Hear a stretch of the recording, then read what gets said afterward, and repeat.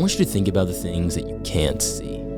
Sound waves traveling through the air, the rotation of planets, the pull of gravity. Because we only see the results and not the process, should we come to the conclusion that these things don't exist? I'm Reese Chatman, and you're listening to Capital Crimes, a podcast where I'll be investigating what appears to be the greatest feat of political gymnastics the state has ever seen.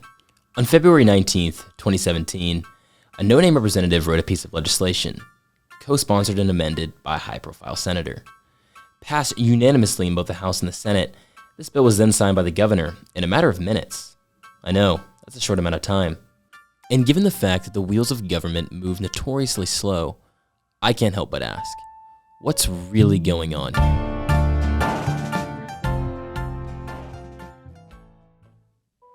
Let's get at this where it all began. I was first tipped off about this story by a local woman named Serena. She homeschools her kids, lives in a nice part of town, very engaged in politics happening on the local level.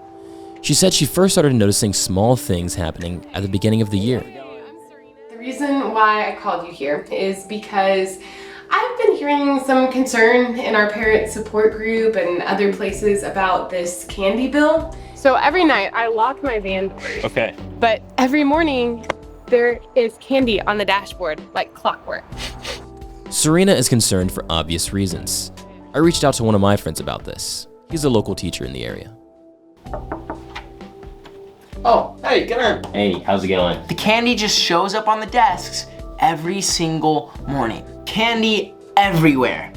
And 2 pieces each. It all just happens so fast. Daniel Tracy, a recent law school graduate, decided to run for the State House. He wins the tight race for District 7.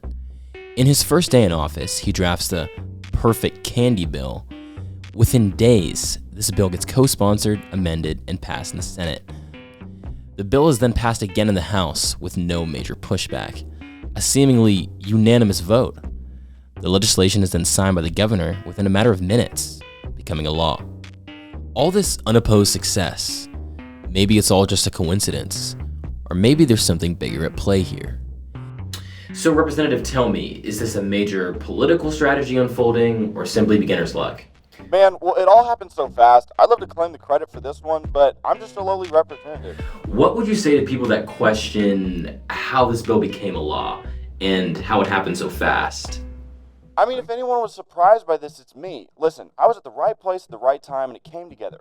It's a cutthroat business, and we saw what people can really accomplish when we work together for one person. I mean, for one common goal. Call it what you want, but I chalk it up to the political process of how a bill becomes a law and the way the government is set up.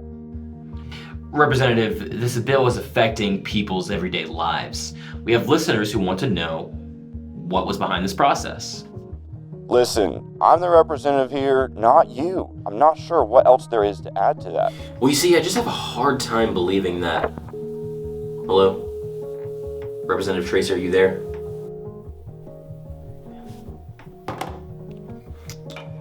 I think we lost him.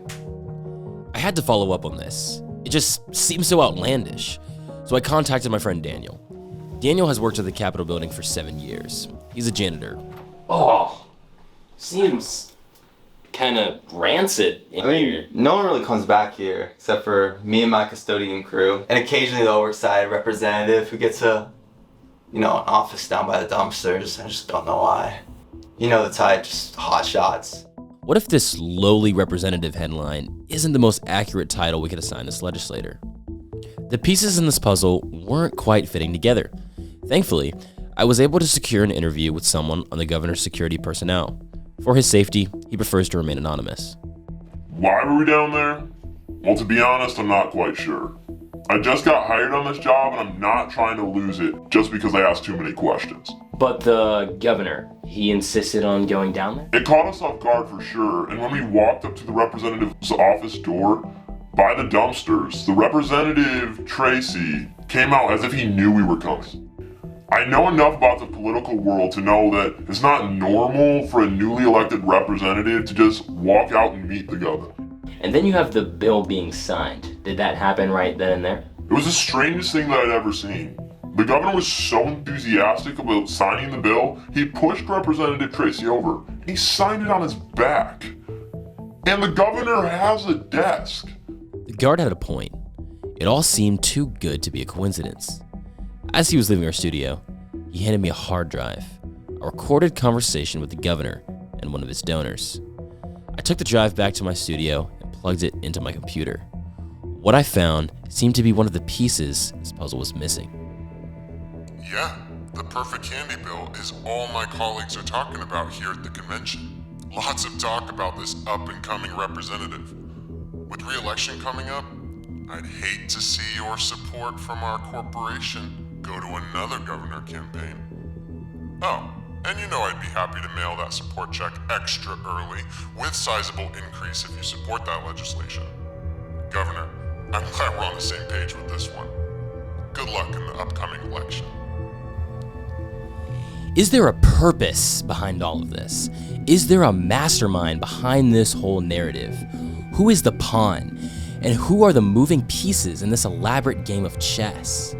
And additionally, what part does Dr. Toot's phone call have to play in all of this? Good thing the story is far from over. If you've enjoyed the show, please consider purchasing a Capital Crimes t-shirt available only at the Capital Crimes online store. Links to our merch, as well as show notes, can be found in the description. This show is written, directed, and produced by myself and brought to you by TPR Studios. And I'm Reese Chatman, hoping you'll join us next time on Capital Crimes.